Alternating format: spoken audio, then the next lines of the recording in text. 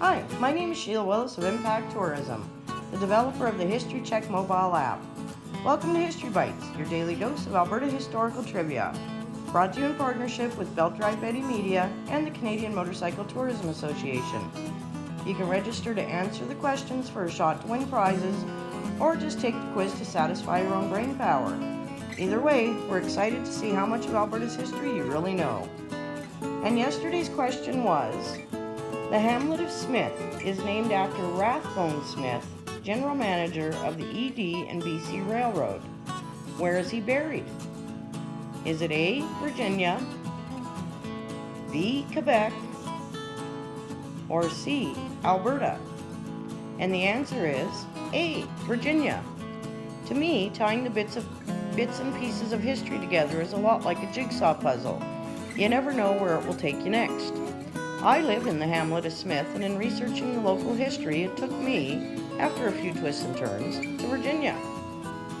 In 1913, life was moving along quite smoothly for the village of Mirror Landing, with its new name, Port Cornwall.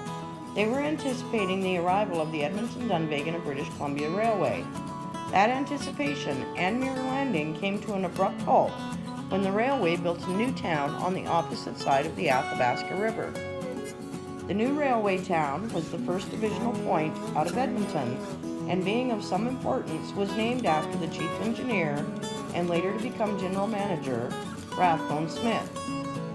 It's pretty simple to see his footprint in Alberta's history. Every time you look at a set of railway tracks north of Edmonton, he was the guy in charge when they were initially laid. And a little history on him. Whitman Valentine Rathbone Smith was born in 1881 in Mattawa, Ontario. In the early 1900s, he and his friend Charlie Poser worked on the Eastern Canadian railroads in the summer, and when it got too cold, they headed south to Virginia. Here they met two sisters, and each of the friends married one. Rathbone married Reba, and Charlie married Kitty. Their mother was Kate Waller Barrett. She was a prominent Virginia physician, humanitarian, philanthropist, sociologist, and social reformer, best known for her leadership of the National Florence Crittenton Mission, which she founded in 1895 with Charles Crittenton. The Posers stayed in the South, and the Smiths ended up in Alberta, with Rathbone taking over the general manager position with the railroad. In the early 1920s, things were not going well for the railway, and the government intervened.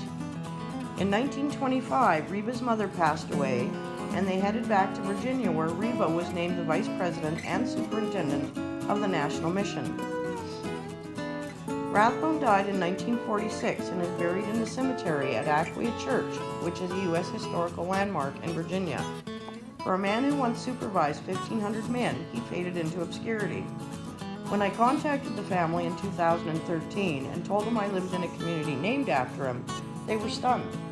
They had been told he was a railway engineer and had always assumed he drove a train. I was honored to host Rathbone's grandson and great-grandson when they agreed to come up to Smith for our centennial.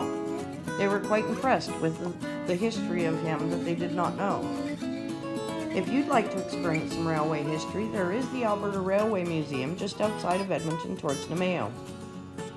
And tomorrow's question is, the Shaftesbury Trail leads to which northern Alberta town?